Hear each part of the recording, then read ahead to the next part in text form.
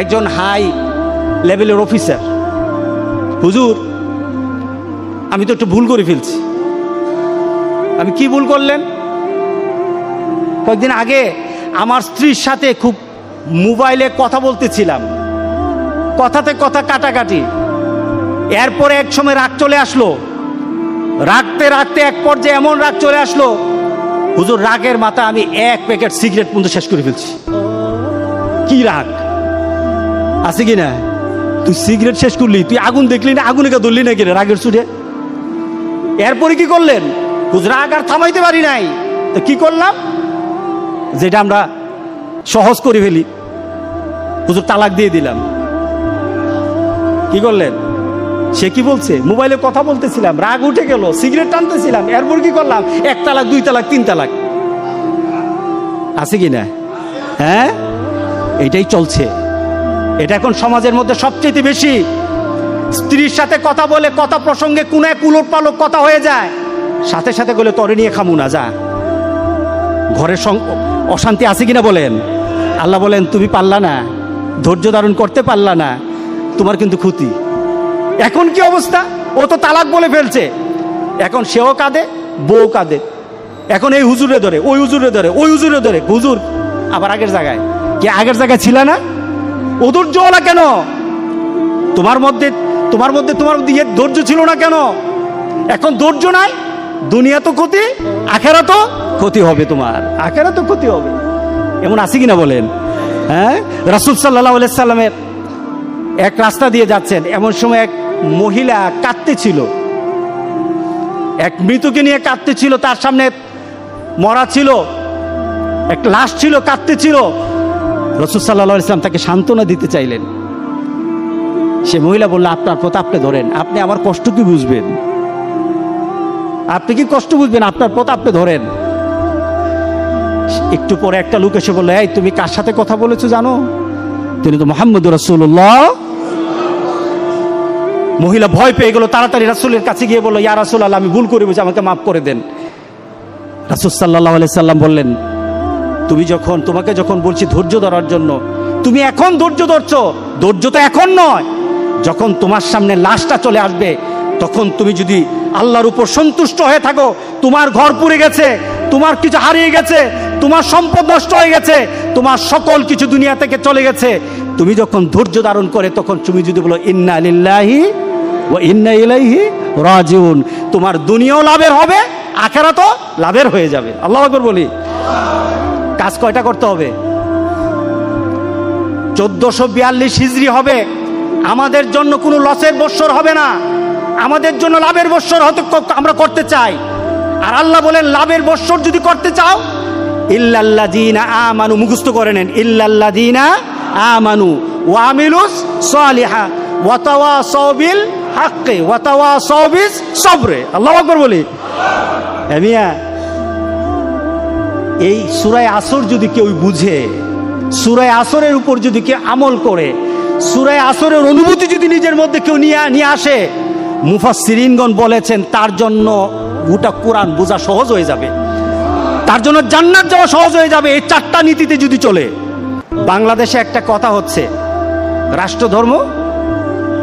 রাষ্ট্রধর্ম এটা কোনো ইসলামের কনসেপ্ট নয়, এটাকে ইসলামের চাহিদা নয়, এটা কোনো আল্লাহ রাসূলের চাহিদা নয়। যারা দিয়েছে কেন দিল আল্লাহ জানে কিনা? আপনি এখন নামাজ পড়বেন, সবার নামাজ কি এক মানের হবে? কারো আছে রেগুলার, আকাশ পর্যন্ত, আল্লাহর আরশ পর্যন্ত পৌঁছে যাবে, তার সেজদার সাথে সাথে আল্লাহর আরশ পর্যন্ত তার সেজদাটা উঠে যাবে। আবার কেউ কেউ আছে জুমার দিন না গেলে মানায় না, এমন নামাজি আছে কিনা?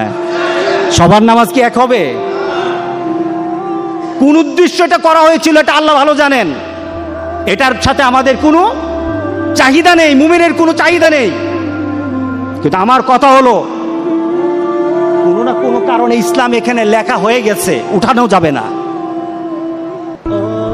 যে করেছে তার উদ্দেশ্য কি ছিল আল্লাহ ভালো জানে, এটা আমার প্রয়োজনও নেই এটা এই লেখার।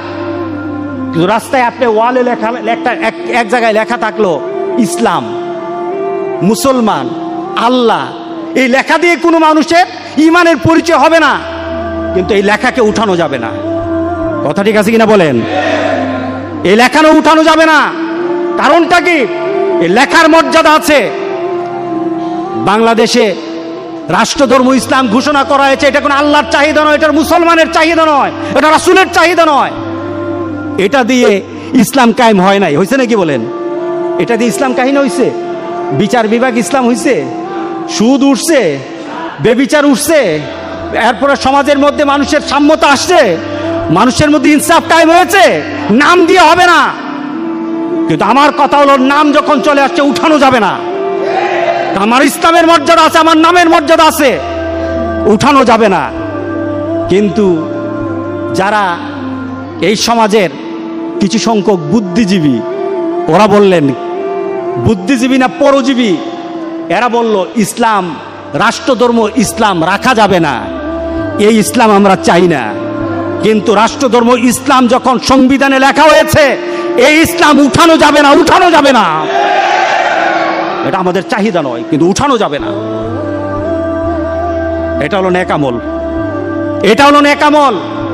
ইসলামকে ছোট করা যাবে না। আপনার ইমানের মধ্যে কতটুকু আছে? ইল্লাল্লাযীনা আমানু। আজকে জুমার দিন আপনাকে আমি প্রশ্ন করি, আপনি কি মুমিন হয়ে কবরে যেতে চান? আপনি কি ক্ষতিগ্রস্ত হয়ে কবর যেতে চান, নাকি ক্ষতিগ্রস্ত বিহীন আপনি কবরে যেতে চান? লাভবান হয়ে যেতে চাই, আমরা লাভবান হয়ে যেতে চাই। আমাদের এই জীবন, আমাদের আখিরাত লাভের উপর লাভ নিয়ে উঠতে চাই। আমাদের ক্ষতির মধ্যে আমরা পড়তে চাই না। রাজি আছি সবাই? যদি আপনি চিন্তা করেন কি হবে, এই ইসলামকে আর ওই ইসলাম উঠাই দিলে কি হলো, ক্ষতি হয়ে গেছে আপনার। কথা ঠিক আছে কিনা বলেন? মরে দেখেন কবরে যান, মরে দেখেন কবরে যান।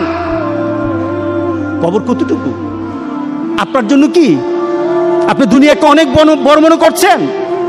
বাংলাদেশের এক বিশিষ্ট ধনী, উনি এক পর্যায়ে বলেছিল, আমার সব সম্পদ নিয়ে যাও, আমার সব সম্পদ নিয়ে যাও, আমাকে একটু শ্বাসকষ্টটা কমিয়ে দাও। তার নিবেদন কতটুকু ছিল? আমার একটু কষ্টটা কমিয়ে দাও। সম্পদ দিতে পেরেছে, সম্পদ দেওয়ার কথা বলতে পেরেছে, কিন্তু মৌত থেকে বাঁচে নাই। কথা ঠিক আছে কিনা বলেন? মৌত থেকে বাঁচে নাই, সে মৌত থেকে বাঁচে নাই। সে যদি এই সম্পদ দিয়ে নিজের জীবনকে সুন্দর করে, যাইয়ানা লাহুম শায়তানু আমালাহুম, শয়তান মানুষের দুনিয়ার জিন্দেগিকে সুন্দর করে উঠায়, সে যদি তার সম্পদ দিয়ে দুনিয়ার জীবনকে সুন্দর করে ব্যবহার করে কবরে যায়, তবে সে কি নুকসানের মধ্যে? সে কি আছে? তার নুকসান হয়ে গেছে, তার ক্ষতি হয়ে গেছে।